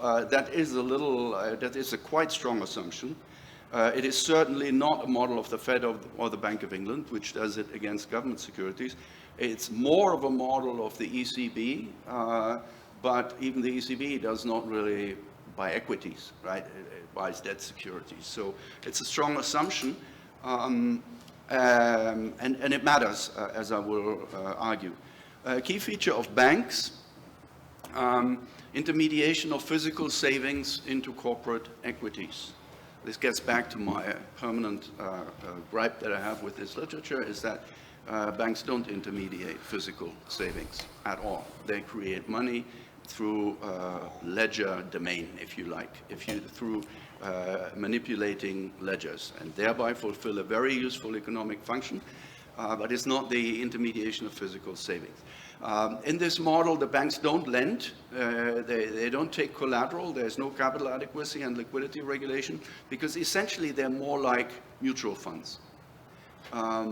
They issue, they buy and sell securities and equity securities. And then next, banks are better than at holding securities than households or the government. If you had asked me in 2009 whether I wanted Jamie Dimon to manage a securities portfolio or the dude next door, I'm not so sure what my answer would have been. But let's take that as a given here. And then total balance sheets, households, banks, plus government, where by government I mean the central bank, is constrained by the capital stock. And that's actually the absolutely critical assumption in this model that I will get back to, because banks' balance sheet size is not constrained by that. So the results of the paper is divided into slow and fast disintermediation. So slow disintermediation, this is sort of like in the normal course of business, are banks going to see shrinking balance sheet because CBDC is there? Because total assets of household banks and the central bank are close to fixed. The central bank issues CBDC by buying securities, and because households are not very good at holding securities, and Equilibrium, I guess, don't hold that many, there is a slow disintermediation because basically the government buying them up crowds out the banks holding them, and that's called slow disintermediation, which is bad in one sense, but good in another, because it makes banks smaller and thereby more robust to fast disintermediation. So that's one part of the result. The other part is concerning runs. The run is defined as a run to central bank money, cash, and CBDC. It's very important. I'll get to that in the next slide. This is a systemic run. This is not a run on an individual bank, right? With holding cost of cash, CBDC allows larger scale runs because it's less convenient to run into cash. This dominates welfare, and thereby CBDC lowers welfare, but there are two offsetting effects whereby it can increase welfare, and those are holding limits and a more active CBDC interest policy. So that's, in my reading, in a nutshell, the paper's main results. Now, what type of run do the authors consider? Okay, it's a very extreme run because it is on all incumbent banks. Right? In the UK, this would be on NatWest, HSBC, Barclays, all together. They're all closed shop. Right? It's a literal meltdown of the entire banking system. A typical run, like the ones we saw in 2023, is on individual banks, and it is into, in the old days, cash, i.e. the central bank, or other banks. I had a conversation with one of you here in the audience. I don't even remember because I had so many conversations. Where this person told me that the Silicon Valley Bank, there was a run of billions or tens of billions in the space of 4 hours. But where did that run go? to other banks. It didn't go to the central bank. It didn't go to cash. It went to other banks. And that's what modern bank runs are, right? They go between banks. So if you are able to do that today, would CBDC really be that different? Right? I mean, you can run into a big money center bank today. And we saw another presentation here earlier, I think yesterday, where it was documented that, you know, that's where people ran into money center banks in the United States because they're big, because their size. We had a discussion about that, and it's very good. So that's left out of the model. So it's a model about a very special and very scary type of run that doesn't necessarily need to happen, because it all depends on, do people decide to run to Citibank or into FedCoin, right? And we don't know what the answer to that question is. Now, the realism of the run scenario, what's the sequence of events in a run? So depositors demand repayment from a bank, okay?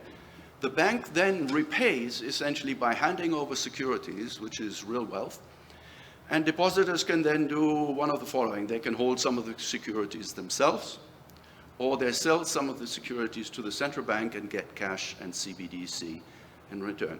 This is very similar to a diamond and Dybvig run in principle, because what happens in a diamond and Dybvig run, the bank, depositors demand repayment, and the bank repays by handing over hamburgers, let's say, or chicken.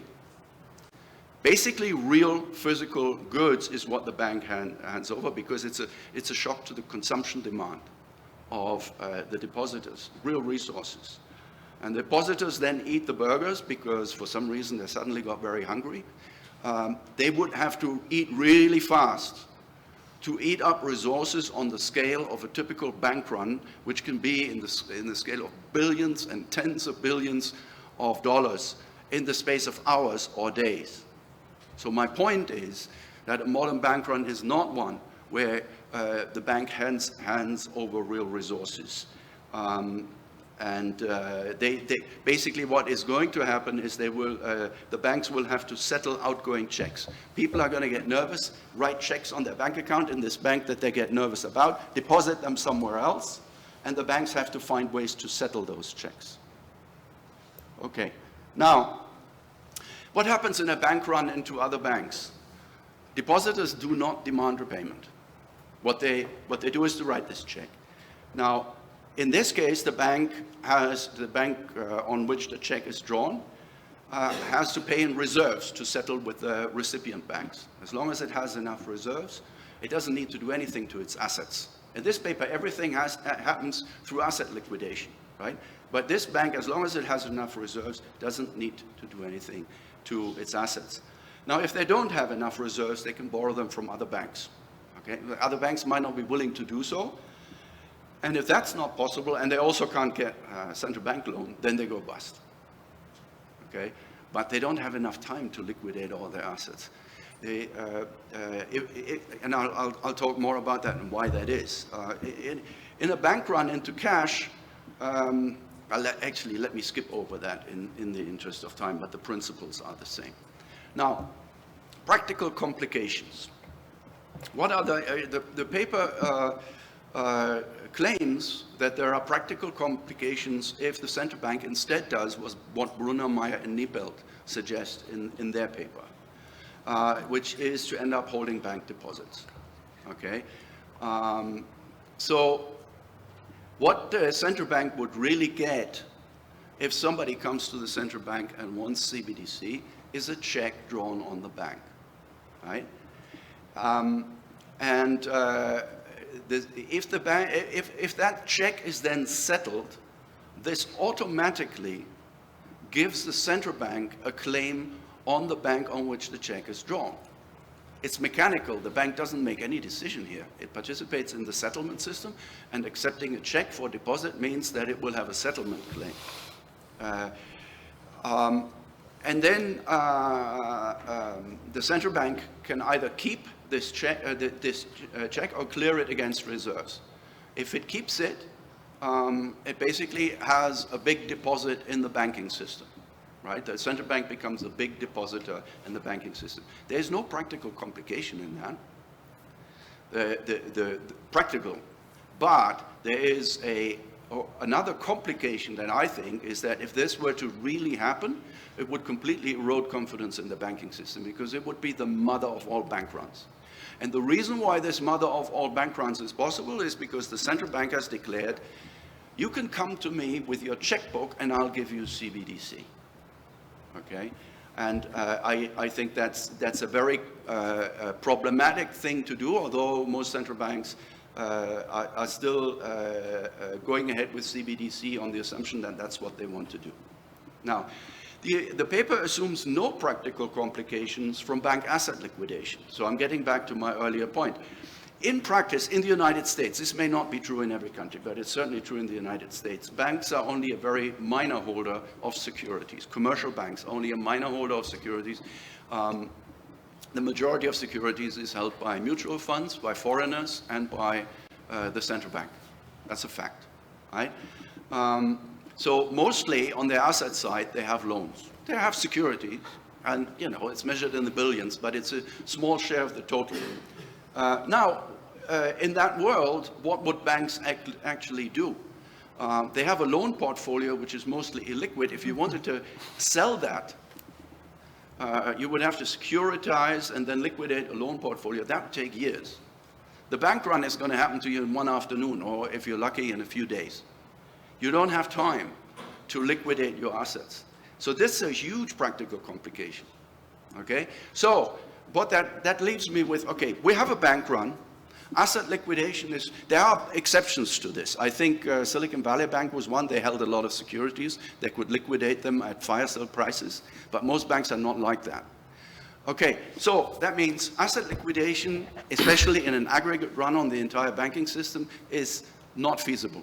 The Brunner-Meyer-Niepel scheme of the bank opening its doors and saying, hey, you can come to us and we basically are willing to accept all your checks, which means that we might end up lending in unlimited amounts to the banking system, is in my view not desirable because it would be the mother of all bank runs. So then ignore number one here, I'll immediately go to two. What is the other possibility? So I'm advertising here, work that I did with Claire Noon, who is now at the Reserve Bank of Australia. Where we basically say another scheme would be to say that deposit convertibility into CBDC may be acceptable, but not unconditionally. And in other words, what I'm saying is the central bank reserves the right to declare a digital bank holiday.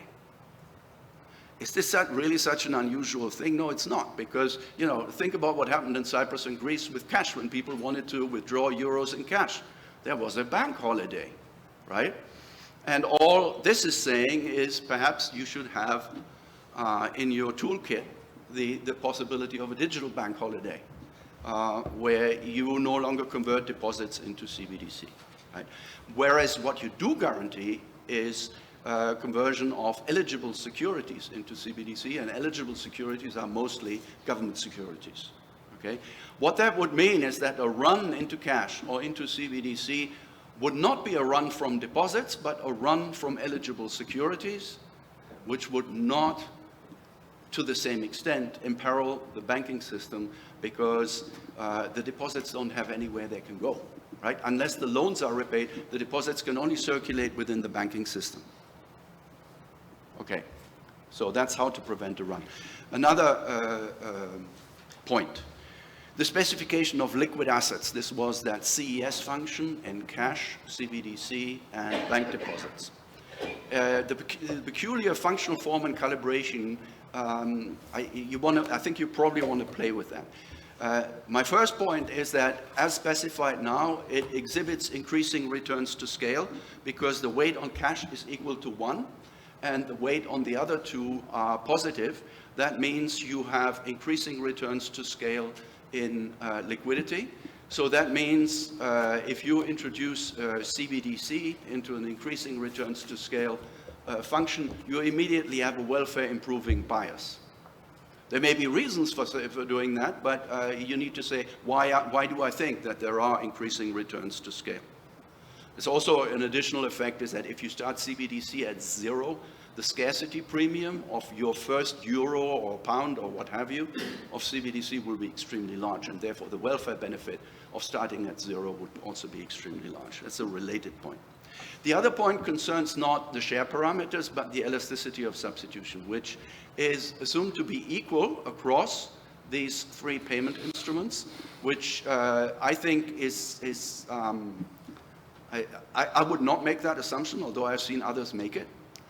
But the elasticity of substitution is assumed to be equal to 6. That's incredibly high, especially for cash. If you were to derive a formula for the interest semi-elasticity of cash demand in this economy, I think you would get one that's over 50, I'm pretty sure. So in other words, if I increase the opportunity cost of holding cash by 1 percentage point, my cash demand would collapse by 50%. It would go down to half. Now, there's a very long and old literature on the interest semi-elasticity of cash demand, and my reading of that literature is that it's about 5, very much lower. And so this matters very much for the results, and you should probably play with that a little bit. So now, last thing, crowding out, because this paper is all about crowding out, the old bugbear when it comes to CBDC, and I want to say more about that. So in the model, the balance sheets of household banks and the central bank are constrained by the capital stock. The capital stock is a slow-moving state variable, and so in a run, it certainly can't go up and down by a lot. Households don't hold too many securities because they are not good at it. At least that's why I think, or at least they have a limited capacity to absorb a large volume in the short run because they're just not very good at it.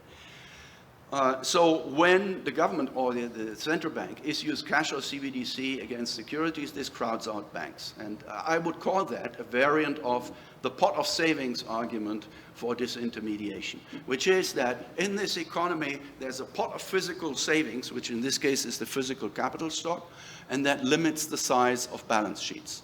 That is, in my view, not at all true, and it matters for the results.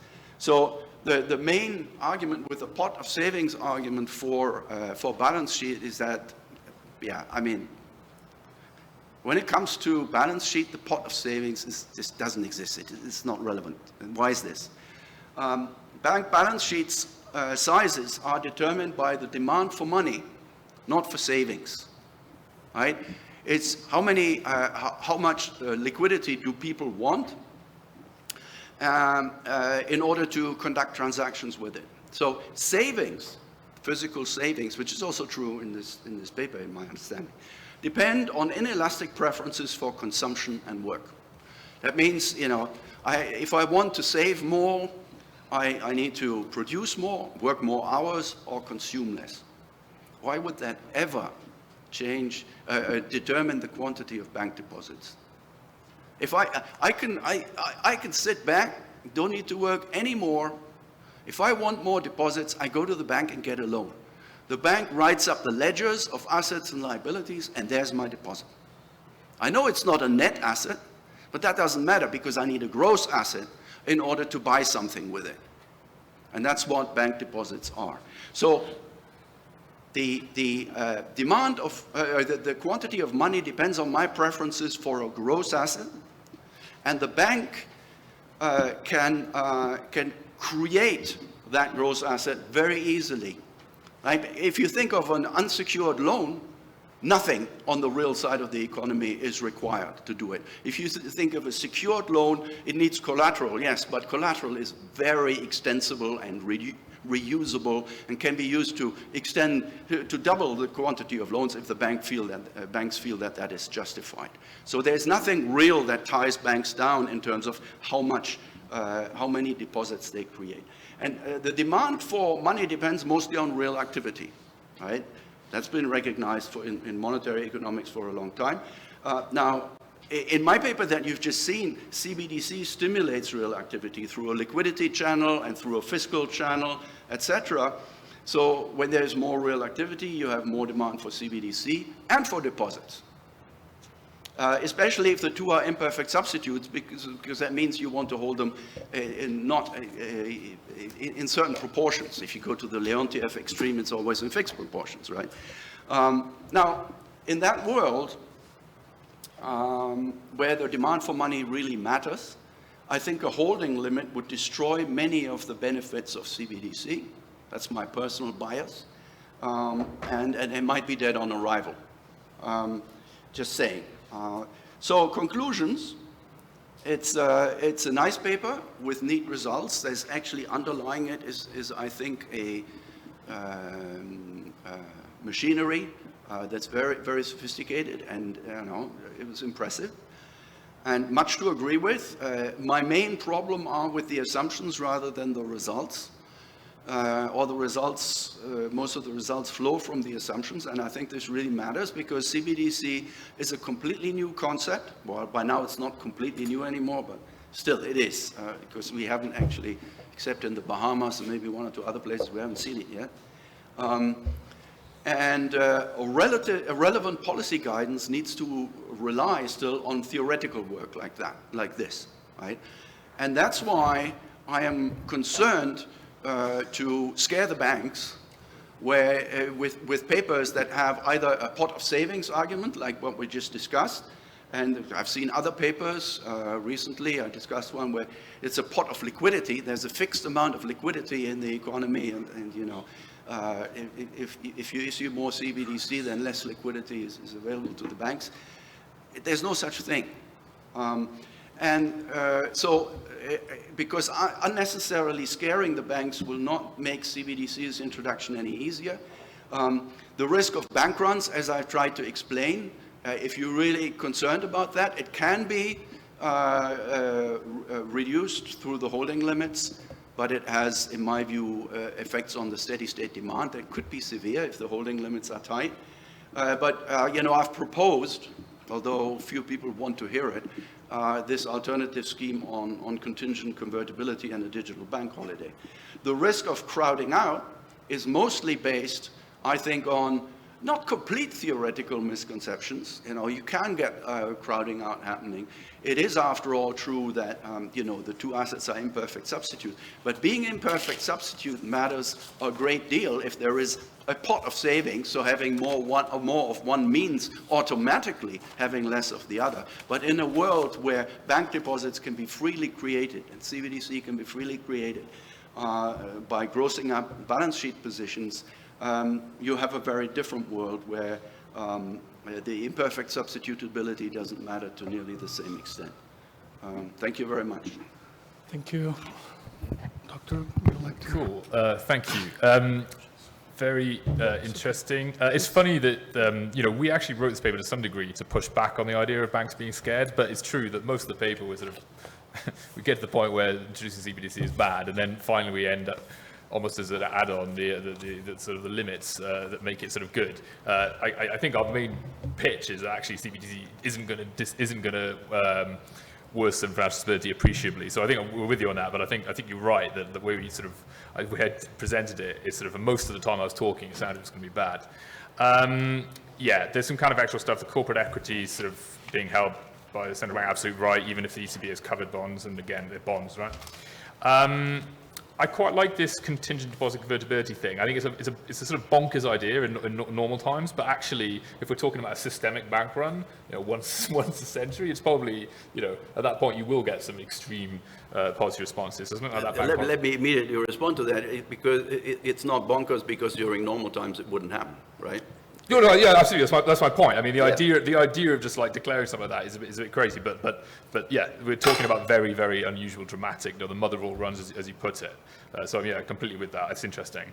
The pot of savings stuff. I mean, look, it's a deep thing, and I haven't read enough of your work to really follow, and I should this thing. And I know you've been bringing the literature slowly towards loans create deposits and these other related things. I'm not completely there yet on this pot of savings critique. I mean, I guess in the background we've just got a very, very standard macro model.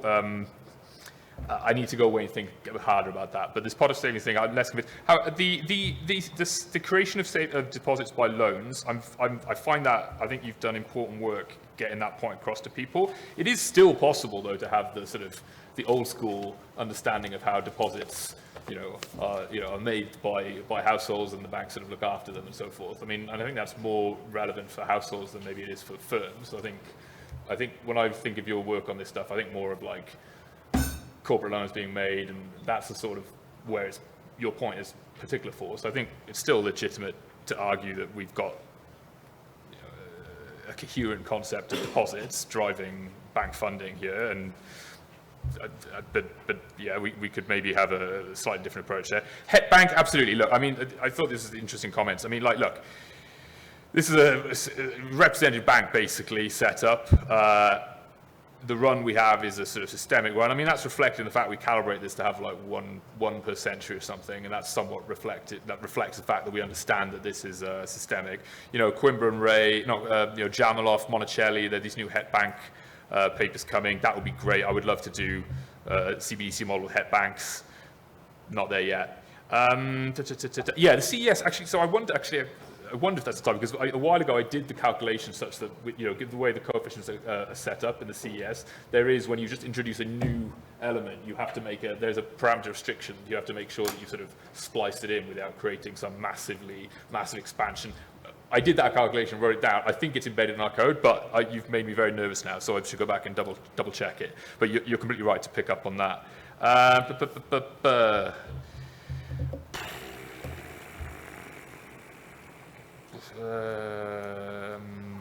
think that's about it. I think we've managed to take about 48 minutes between the two of us. So I think there's a few cosmopolitans in Caipirinha to come. So I'll shut up now. Well, okay, we are ready on time for the award ceremony that's going to happen in the other room. Then I thank you very much. It was a very pleasant discussion on the topic of CBDC. And thank you, everybody. Next year, I hope to see you all here again for us to discuss this theme and deepen our understanding of the problems that can arise or may not arise through a CBDC. Thank you.